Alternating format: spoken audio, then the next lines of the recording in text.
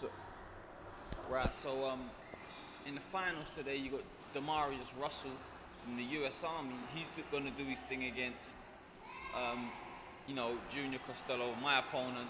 And as I won my 2 fights, I've qualified for Guadalajara, Mexico, which was the goal. I came here. I've had my mind on going to Mexico. Not only have I had my mind on going to Mexico, I've always wanted to go to Mexico anyway.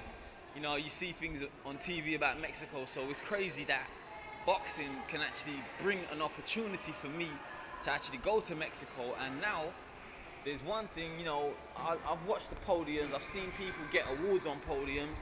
Today, after all the fights at the medal ceremony, I'm going to be there with my Jamaican tracksuit collecting my medal. So when I go home tomorrow morning, I'm going to be able to show my grandma the medal. Even though it's a bronze medal, I'm upset that I never got the gold medal. But I put in the effort. I put in a lot of hard-earned effort. So I come back with a medal and I qualified. So in Guadalajara and in Azerbaijan, where the world amateurs are going to be, I'm going to be coming a lot harder.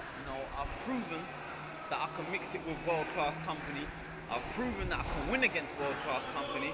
So it's a lot better now. This competition, even in a losing matter, it's actually helped me because it's actually made me know what's out there. I've proven to myself that I'm good enough. My gas tank was good. So what my next goal is now is to improve on my gas tank a lot more. I done very well in terms of dieting and getting my weight down. I made some slight adjustments dieting wise, so that's another education. I've been taking my boxing to another level each and every time. I've been doing everything I can to progress with my boxing. I've been doing everything which can help my boxing and enhance my boxing performances. So the whole building up to this Pan American Games experience and Pan American Games training has been a very interesting time for me because I've taken myself to another level mentally. Since India in the Commonwealth Games in Delhi, I also proven that I have improved and I did learn something from those games. I had proven that I'm a worthy competitor at this level, and one of the things is in 33 fights, the fact that I'm now competing with world-class opposition, it also means a lot now because I know there's no such thing as bad opponents. I'm seeing so much good opponents and good quality opponents, and now I am actually one of those good opponents. And the same way I'm talking about every opponent of mine being a good opponent, everybody's looking at me, seeing me as another good opponent for their opposite, for them. So when a lot of trainers see me and I'm their boxer's weight, they'll say, yo, he's a good opponent. You have to watch out for his jabbing and watch out for his moving.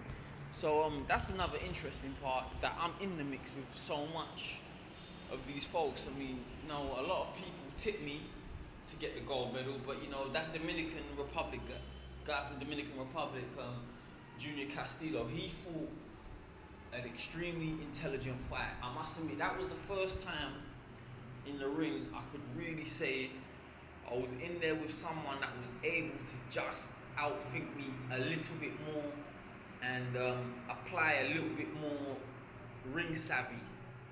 I've been in there, I've lost fights where I could just say I got robbed. I've lost fights where I can say, I just got beaten.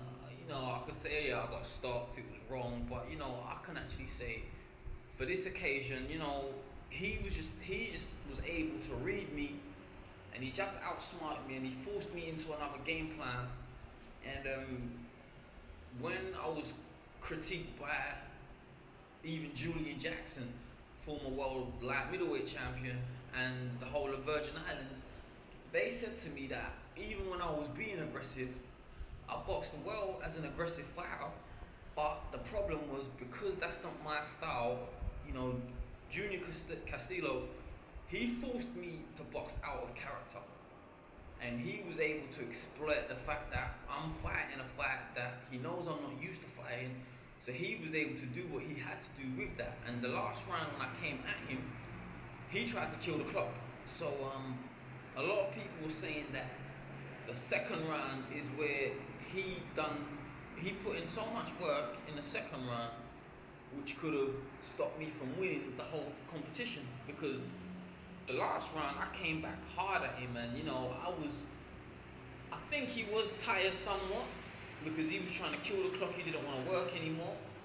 But again, that's an intelligent fighter. When you can force another opponent when you can force an opponent out of his game plan, that's what makes you a good fighter, because you're able to take him out of his comfort zone.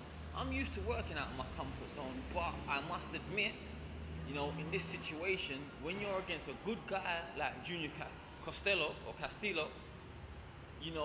your thinking and your brain power has to be 100% on point, because guys like Castillo will exploit the fact that you are not as ring savvy and as ring intelligent, so he had that experience where he was able to take advantage of you coming out of your game plan.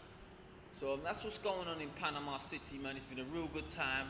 I've qualified now for Guadalajara, Mexico, and I'm gonna be a part of the history in Guadalajara, this is Mexico's first major event outside of Mexico City. So I am a part of something. I am a part of Jamaican boxing. I'm a part. All of this is on the road to 2012 Olympics. My plan is to also go to the World Amateurs in Azerbaijan, as that's also being used as an Olympic qualification period. So everything right now is going the way I want it to, because I'm learning so much more. I'm applying so much more in my training, and there's so much more arsenal I've got to add to my weaponry. So that's what's going on right now in Panama City. It's Reece Sugar and that Jab Shigori and Fighters Block Boxing Group.